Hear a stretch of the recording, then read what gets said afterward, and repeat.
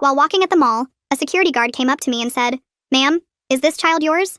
I was about to say no, but the kid looked at me with fear in her eyes. She nodded her head slightly and mouthed the words, "Say yes, please," while the guard wasn't looking. Something in her expression made me trust her instantly. "Yes, this is my daughter." I pulled her into a hug and felt her trembling against me. The security guard looked skeptical. He was a heavy-set man with a mustache who reminded me of Paul Blart. She was hiding in the dressing rooms for over an hour. Staff was concerned.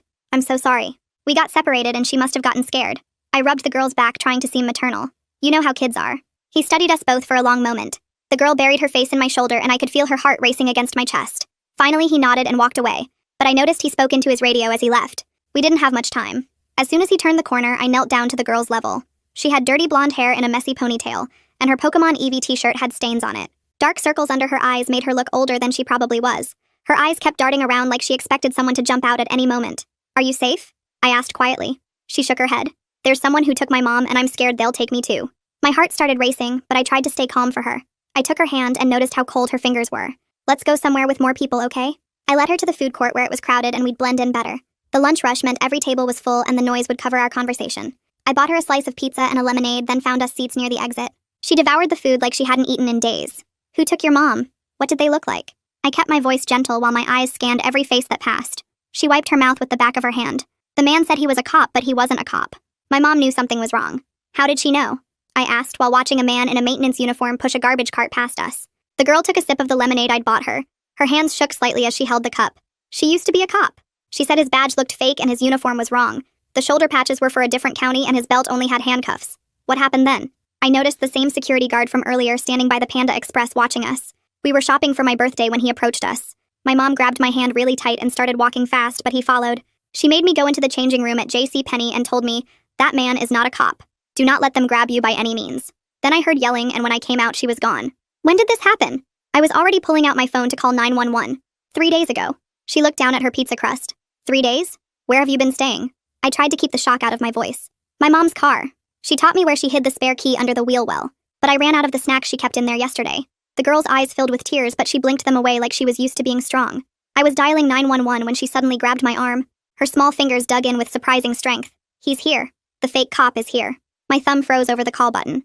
I looked around but saw only normal mall shoppers. Families with strollers eating orange chicken. Teenagers taking selfies by the fountain. A man in a suit checking his phone by the ATM. I don't see anyone in a police uniform. He changed clothes, but I know his face. He limps a little on his left side. And his shoes. My mom taught me to memorize details. Black dress shoes with a scuff on the right toe. She was practically hyperventilating now. "Okay, we're going to calmly walk to the bathroom. Then we'll figure out what to do."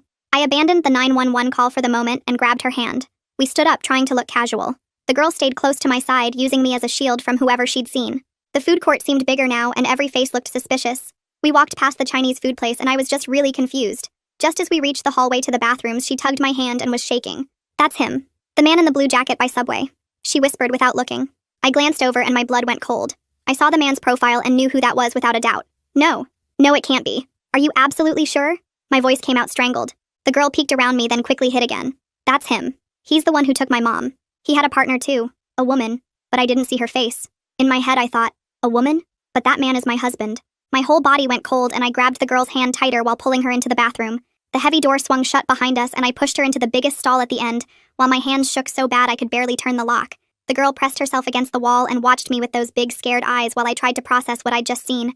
My husband was out there in the food court, and this kid said he kidnapped her mom 3 days ago. I pulled out my phone and typed a text trying to keep my fingers steady. "Hey babe, where are you?" The 3 dots appeared almost right away. "At work dealing with inventory, why?"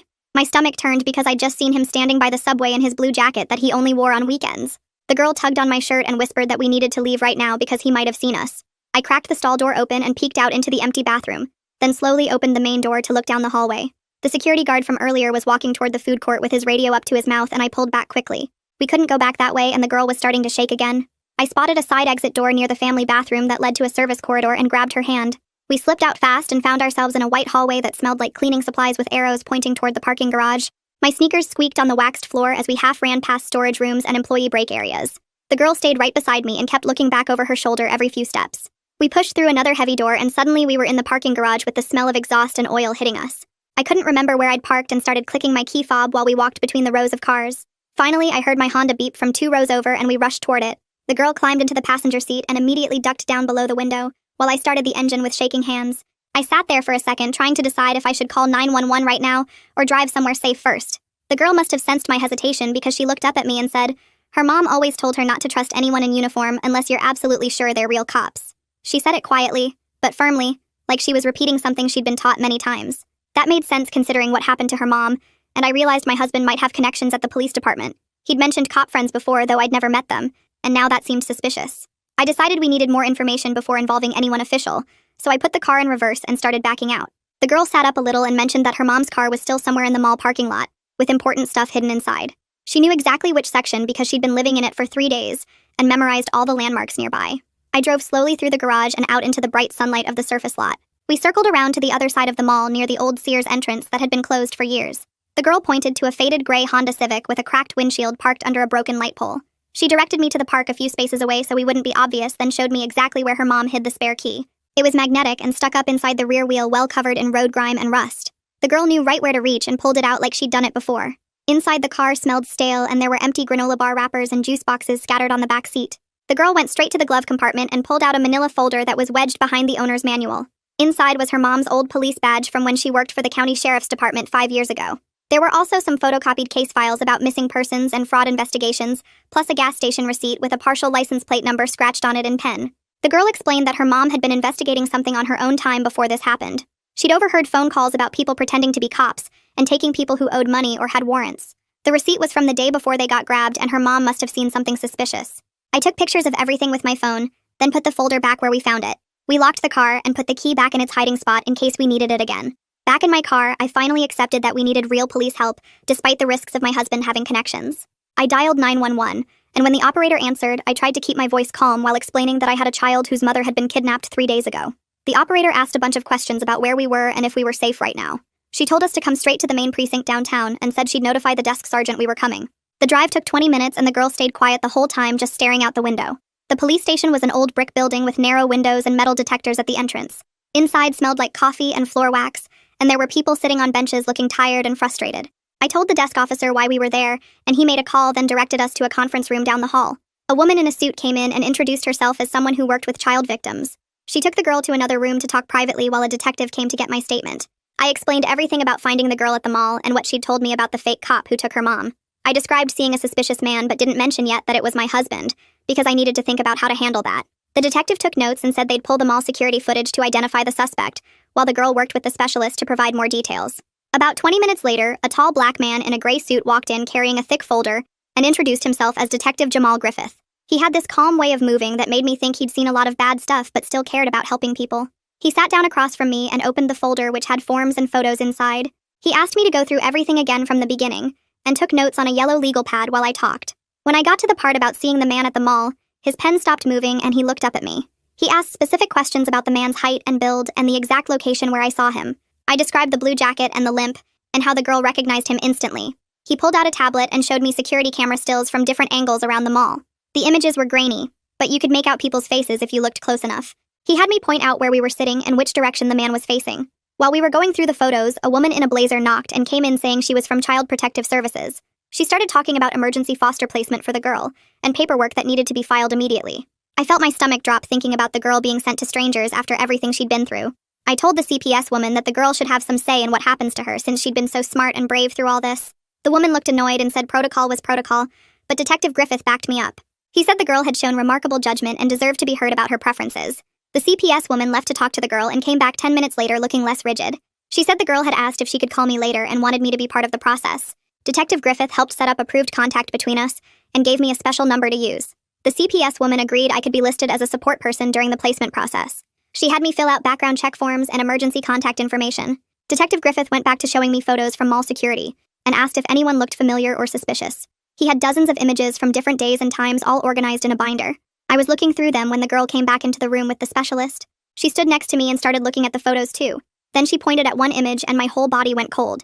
It was a profile shot of my husband walking past the orange Julius stand 3 days ago. The timestamp said 2:47 p.m., which was right when the girl said her mom got taken. My hands started shaking and I couldn't breathe properly. Detective Griffith noticed my reaction and asked if I recognized someone. Before I could answer, my phone started ringing and my husband's name appeared on the screen. His timing was always creepy like that, calling right when I was thinking about him. I answered, trying to sound normal while everyone in the room watched me. He asked where I was in that controlling voice he used when he was suspicious. I told him I was still shopping at Nordstrom looking for a birthday gift for my sister. He said I'd been gone a long time and asked which Nordstrom I was at. I said the one downtown, and he asked what I'd bought so far.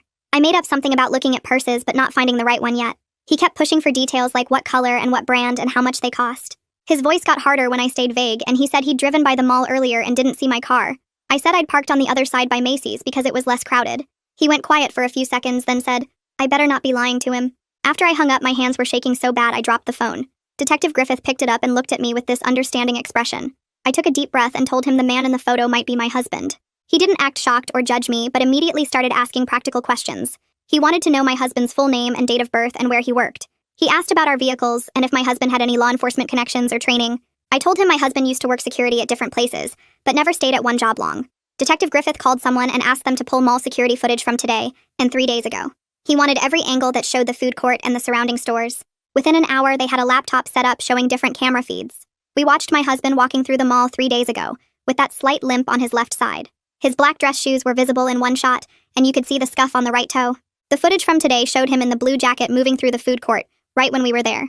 Detective Griffith pointed out how my husband kept checking exits and watching people like he was hunting. An officer came in and whispered something to the detective, who nodded and looked serious. He told me they'd put an unmarked car outside the station 20 minutes ago for routine surveillance. The car had just radioed in that my husband's truck was driving by slowly like he was looking for something. When the driver noticed the surveillance unit, he sped up and left the area. Detective Griffith said this confirmed my husband was watching for me and probably knew I'd come here. He made some calls and within an hour had arranged a safe place for me to stay. It was the extended stay hotel the department used for witnesses that needed protection. He had tech specialists come mirror my phone so every call and text from my husband would be tracked and recorded. They gave me a different phone to use for personal calls and told me to keep my regular phone turned on and charged. They wanted my husband to think everything was normal while they built their case. That night, I was sitting in the hotel room when the new phone rang. It was the girl calling from her emergency foster placement. She sounded scared but said the family seemed nice and gave her own room with a lock on the door. She said she kept remembering more details about where they took her mom. There was this specific smell she noticed. Rubber mixed with bleach like a hospital but different. She thought it might be some kind of storage place or warehouse because she heard metal doors slamming. I wrote down everything she said about the smell and the metal doors, and Detective Griffith immediately made calls to get a search warrant for my house. 2 hours later, while my husband was still at work, 6 officers showed up at my door with the paperwork. They went through every room, pulling stuff out of closets and checking behind furniture. One officer found a prepaid phone taped under our bedroom dresser that I never knew existed. The call history showed dozens of calls to storage facilities on the outskirts of town over the past month. My regular phone buzzed with a text from my husband asking where I was and saying I needed to come home right away. He said I was overreacting about something and making a big deal out of nothing. His next message said he knew I'd been to the police station because a coworker saw my car there. He kept texting that we needed to talk, and I was being crazy and paranoid like always. The officers took photos of everything, including the texts, while I sat on my couch watching strangers go through my life. Detective Griffith arrived and asked me about our finances while the search continued. I told him about the money problems we'd been having since my husband lost his previous job 6 months ago. I mentioned finding a shoebox full of cash in our garage last week that he said was from selling tools. The detective wrote everything down and said desperate people do desperate things for money. He asked if my husband had any connections to law enforcement or security work. I remembered he'd worked as a temp at different security companies over the years, but never stayed anywhere long. The foster family called that afternoon to say the girl was doing okay, but having bad dreams about her mom. They said she woke up screaming twice and kept asking if I was safe. Detective Griffith helped arrange for me to visit her the next day and bring some things from her mom's car. I drove back to the mall parking lot and found the Honda still there with a police seal on it. An officer met me there and let me take a stuffed bear and a blanket from the back seat. The next morning, I went to the foster home, which was a small house with a swing set in the yard. The girl ran to me when I walked in and hugged me tight for a long time. I gave her the bear and blanket and she held them against her face, breathing in the smell. We sat on the couch and she started talking about the day her mom was taken. She remembered driving past a water tower with a smiley face painted on it right before they stopped. She said the fake cop's car was already there waiting when they pulled into what looked like an old warehouse area. This detail helped the police narrow down which storage facilities to check since there was only one water tower like that in town. Detective Griffith called me that night to say they'd searched 3 storage sites near that water tower. At one location, they found zip ties and rope along with a receipt that had fallen behind some boxes. The receipt had a woman's name on it that I didn't recognize at all. The name was Sophia something, and the receipt was for cleaning supplies from 2 weeks ago. Traffic camera footage showed my husband's truck at those same storage units 2 nights before the kidnapping happened. The timeline was getting clearer, and the evidence was piling up against him. I went back to the mother's car the next day with permission to look for anything else helpful. Under the driver's seat, I found a notebook with dates and locations written in neat handwriting. The notes described other fake cop incidents in 3 nearby counties over the past year. Each incident involved someone approaching women with children claiming to be police, but having wrong uniforms or badges. Detective Griffith ran the information and found reports matching the descriptions, but no arrests had been made. He discovered my husband had worked as a temp for the company that handles mall security contracts. The work records showed he'd been assigned to our mall twice, which explained how he knew the blind spots. He would have learned where all the cameras were and which areas security rarely checked. The girl did another recorded interview at the police station with a child specialist present. She remembered more about the woman who was with the fake cop that day. The woman had a crescent moon tattoo on her wrist that she noticed when the woman grabbed her arm. She also remembered the woman wrote something down with her left hand which stuck out to her. These details were added to the case file along with everything else they'd gathered so far. My husband kept calling and texting, but I didn't answer following the detective's instructions to let everything go to voicemail. His messages got more angry and then switched to apologizing and saying he loved me. The police said this pattern was typical for someone who knew they were caught. I stayed at the hotel another night, barely sleeping and wondering how I'd missed all the signs. The next morning, Detective Griffith called to say they had enough evidence to arrest my husband. They were planning to pick him up at his workplace that afternoon to avoid any problems. I felt sick thinking about how our neighbors would react when they found out what he'd done. The detective said I should prepare myself because this would probably make the news. I went back to the hotel room and started looking through my husband's stuff on our shared cloud account. His photos synced automatically, and I scrolled through hundreds of boring work pictures, until I found something weird. There were photos from a bar dated 3 weeks ago with a woman I'd never seen before. She had dark hair pulled back and was laughing at something my husband was saying.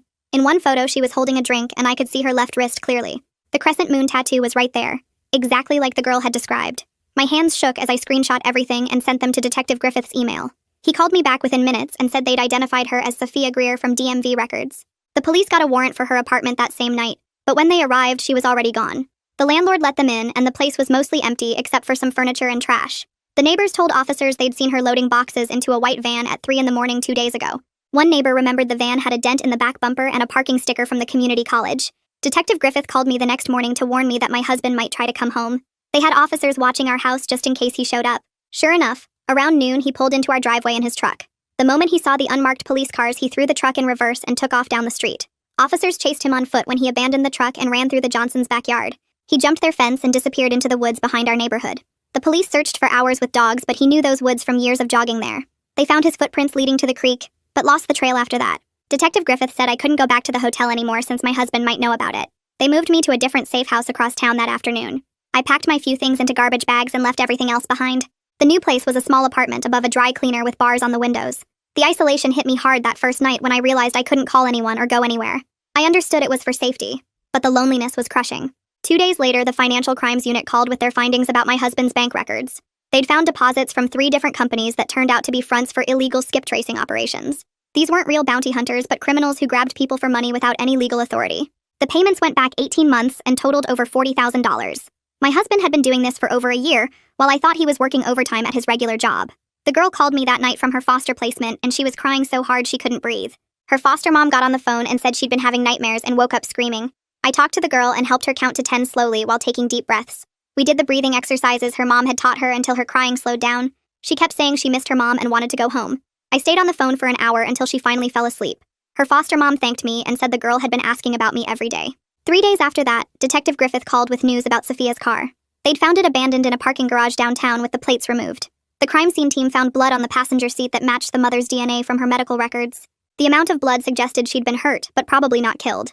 There were also zip ties in the trunk and a roll of duct tape under the seat. The parking garage had cameras, but someone had spray painted over the lenses. Detective Griffith came to the safe house that afternoon to go over everything we knew so far. I finally told him the truth about them all. I'd recognized my husband right away when the girl pointed him out, but my brain wouldn't accept it.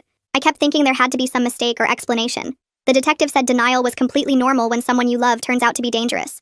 He'd seen it hundreds of times in domestic cases. He asked if I'd be willing to help them catch my husband since he might contact me. The plan would be to set up a meeting somewhere public with tons of backup nearby. I was scared but agreed because I wanted this to end. They would put a wire on me and have officers all around wherever we met. My husband was getting desperate based on his text messages and might make a mistake. The detective promised they wouldn't let anything happen to me. The next day, a victim advocate came to explain my rights and make sure I understood what I was agreeing to. She was an older woman with kind eyes who'd worked with crime victims for 20 years. She asked if I felt pressured to do the operation, and I told her I wanted to help. We went over safety plans and signals I could use if I felt unsafe. She gave me her cell number and said I could change my mind at any time. Nobody would blame me if I decided not to go through with it. That night, my phone buzzed with a voice message from the girl, and when I played it, her small voice filled my empty apartment saying she was proud of me for helping catch the bad man. She said her foster mom helped her record it and she wanted me to know I was brave like her mom taught her to be. Her words made my chest tight and I played the message 3 more times while sitting on my kitchen floor crying, because this kid who'd been through so much was trying to make me feel better. The next morning, Detective Griffith called to say they were ready to set up the meeting with my husband and asked if I was still willing to go through with it. My hands shook as I said yes. and he explained they'd have officers in unmarked cars all around the park, plus some dressed as joggers and people walking dogs. He said I should text my husband that I wanted to talk about our marriage and see if he'd meet me at Riverside Park near the playground where we used to go on dates when we first met. I sent the text with my fingers trembling so bad I had to retype it twice, and within 5 minutes he replied saying he'd be there at 2 o'clock, and we could work everything out. The detective came to the safe house to put a tiny microphone under my shirt collar and showed me the hand signal to use if I felt unsafe, which was touching my left ear twice. 2 officers drove me to the park in an unmarked sedan and dropped me off a block away so I could walk to the meeting spot looking natural. The playground was busy with kids on swings and parents on benches, which made me feel safer knowing there were witnesses everywhere, plus all the undercover cops scattered around. I sat on the bench where we'd carved our initials 5 years ago and tried to breathe normally while watching a woman push her toddler on the swing set. My husband showed up 10 minutes late walking with a worse limp than before, and his clothes looked wrinkled like he'd been sleeping in his car. He sat down, leaving space between us, and immediately started talking about how Sophia had forced him into everything by threatening to hurt me if he didn't help her grab people for money. His story kept changing as he talked, first saying he just drove the car, then admitting he helped restrain people, but claiming he never hurt anyone badly. I asked about the girl's mother, and he looked around nervously before leaning closer and whispering that she was still alive, but only he knew where. He said he'd been keeping her fed and giving her water, but she needed medical help soon, and he'd only tell the location if they promised him a reduced sentence. The detective's voice came through my earpiece telling me to keep him talking, so I asked why he did it, and he grabbed my wrist saying we needed the money for IVF treatments and a bigger house. His grip hurt, and I saw 2 joggers change direction toward us, but then he let go and stood up saying he knew I was wearing a wire because I kept touching my collar. He started to run, but his bad leg made him slow, and within seconds 3 officers tackled him to the ground right in front of the playground where parents grabbed their kids and hurried away. They cuffed him while he yelled that the mother would die if they didn't make a deal with him, but Detective Griffith just read him his rights and had him loaded into a patrol car. Back at the police station, my husband's lawyer showed up within an hour demanding to speak with his client privately before any questioning. The detective paced the hallway outside the interview room, checking his watch every few minutes because every second counted for finding the mother alive. After 3 hours of negotiations, the lawyer came out saying his client would reveal the location in exchange for dropping the kidnapping charge down to unlawful imprisonment. The prosecutor argued for 2 more hours while I sat in the victim services room drinking cold coffee and thinking about the mother suffering somewhere. Finally, they reached a deal where my husband would get 12 years instead of 25, if the mother was found alive, and he testified against Sophia and the others in the ring. He gave them an address for a storage unit off Highway 87 near the industrial district, and within minutes every available unit raced there with sirens blaring. The storage facility manager met them with bolt cutters, and they found the mother in Unit 447 tied to a metal chair with duct tape over her mouth and zip ties on her wrists and ankles. She was conscious but weak from dehydration, and the paramedics started an IV right there in the storage unit while checking her vitals. They rushed her to the hospital with Detective Griffith following the ambulance to get her statement as soon as the doctors cleared her. The girl was brought to the hospital with her foster mom and a counselor to reunite with her mother, who was hooked up to monitors but awake and crying. They held each other for 20 minutes without saying anything, while the medical staff checked them both for signs of trauma that might need immediate intervention. The mother kept touching her daughter's face like she couldn't believe she was real, and the girl wouldn't let go of her mom's hand even when the nurse needed to adjust the IV. Meanwhile, the detective got word that Sophia's credit card had been used at a gas station 2 states over and traffic cameras caught her car heading toward the border. The investigation revealed she was part of a larger network of fake cops who'd been grabbing people for illegal bounty hunting operations across 5 states over the past 3 years. That night, the local news ran the story with my husband's mugshot, and suddenly my phone started buzzing nonstop with calls and texts from reporters wanting interviews. By morning, someone had posted my photo and address online saying I must have known what my husband was doing and deserved to be in jail too. The harassment got so bad with people calling me a kidnapper's wife and sending death threats that I had to delete all my social media accounts and change my phone number completely. The next morning, I went straight to the courthouse with all the bank statements I'd been gathering and filed for divorce citing immediate danger and criminal activity. The clerk gave me forms for a restraining order too, and I filled them out right there in the lobby with my hands still shaking from everything. Within 2 hours, a judge signed the emergency order preventing my husband from coming within 500 feet of me or contacting me in any way. The court also froze our joint bank accounts pending investigation into the illegal money, which meant I couldn't access our savings, but at least he couldn't either.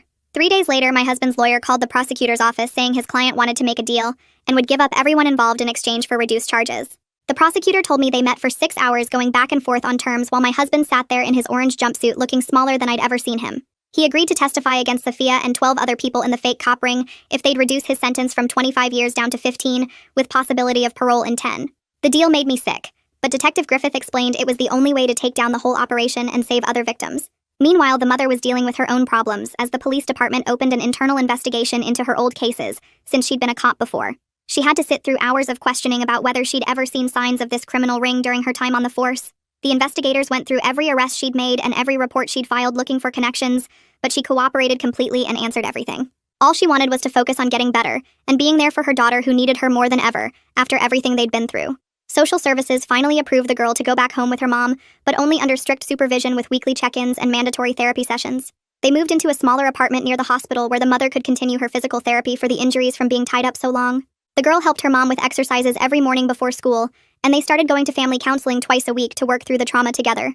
The counselor taught them breathing exercises and grounding techniques for when the memories got too strong, which happened a lot at first. 5 weeks after everything started, the police got a tip that Sophia was at a Greyhound station trying to buy a ticket to Mexico under a fake name.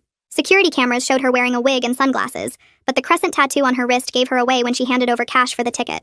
Police surrounded the bus just as she was boarding and found 3 fake IDs in her purse along with $8,000 in cash wrapped in rubber bands. She fought them and tried to run, but they tackled her right there on the platform, while other passengers recorded everything on their phones. The preliminary hearing started 2 months later, and I had to testify about everything I saw and knew, which meant facing my husband in court for the first time since his arrest. I wore my most professional outfit and kept my voice steady even when his lawyer tried to make me look like I was lying about not knowing anything.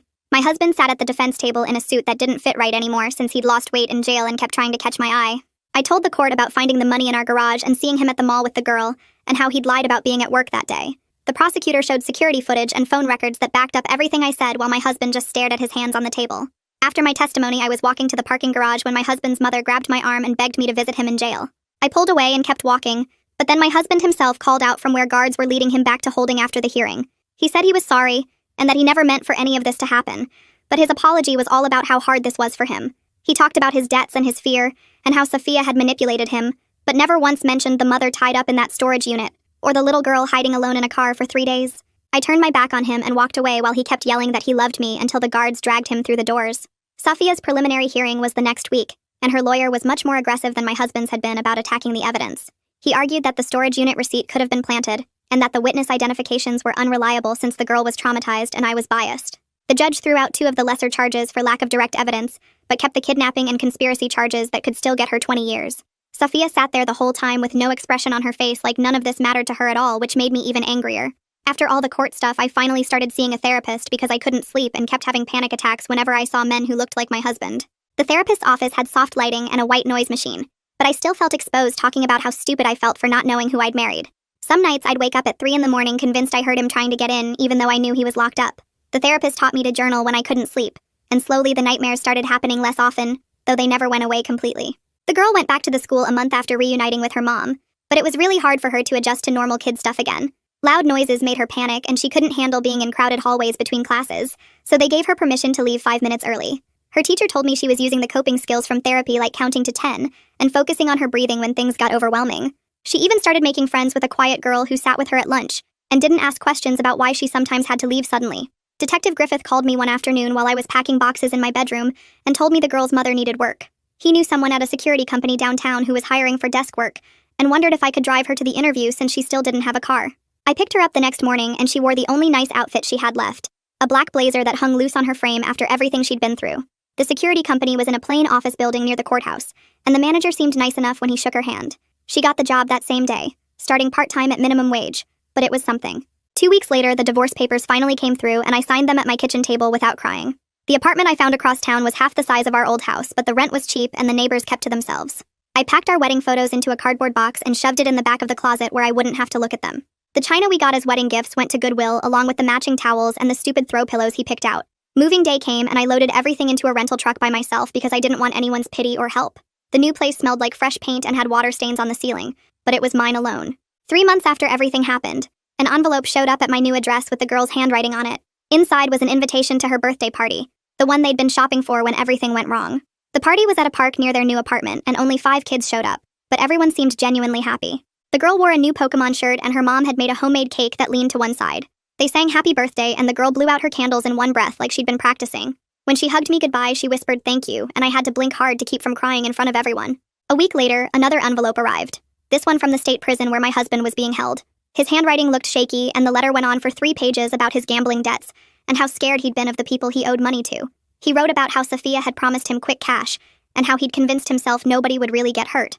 I read it once standing by my mailbox, then walked straight to the dumpster and threw it away without responding. The trial dates kept getting pushed back, but finally 6 months after that day at the mall, the sentences came down. Sophia got 8 years with possibility of parole in 5, and my husband got his plea deal time of 15 years. The girl and her mom had moved into their own apartment by then with help from victim services and some nonprofit that helped crime survivors. The mom was working full-time hours at the security company and had even gotten a small raise after her boss saw how reliable she was. I was working 2 jobs myself, cashier at Target during the day and stocking shelves at a grocery store 3 nights a week.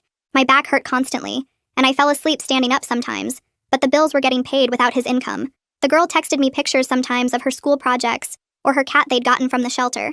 She was doing better in the school, and her grades were mostly B's now that she could focus without being scared all the time. Detective Griffith stopped by the Target where I worked one day to check how I was doing and mentioned they'd arrested 2 more people from the fake cop ring. Most of them were in custody now, though he admitted a couple were probably in Mexico or somewhere they couldn't reach. He gave me his card again and said to call if I ever felt unsafe, but nothing weird had happened since the trials ended.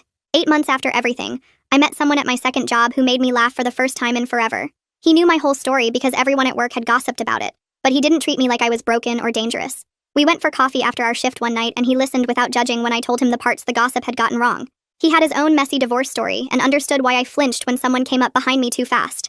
We took things slow and he never pushed when I said I needed space to process everything. The girl's mom called me one day to say she'd been promoted to full-time supervisor at the security company with benefits and everything.